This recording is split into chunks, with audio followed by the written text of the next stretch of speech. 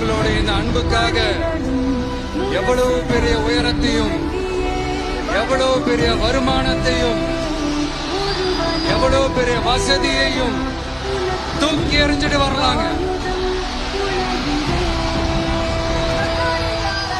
உங்களோட இந்த அன்பை விட, இந்த பாசத்தை விட, உங்களை விட எனக்கு இந்த உலகத்துல வேற எதுவுமே பெருசா தெரியல.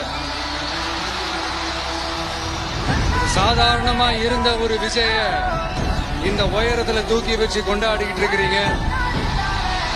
உங்க வீட்டுல ஒருத்தனாவே ஆக்கிட்டீங்க, உங்க சொந்தக்காரனாவே ஆக்கிட்டீங்க. என்னங்க பெரிய பணம் வேணுங்கிற அளவுக்கு பார்த்தாச்சு.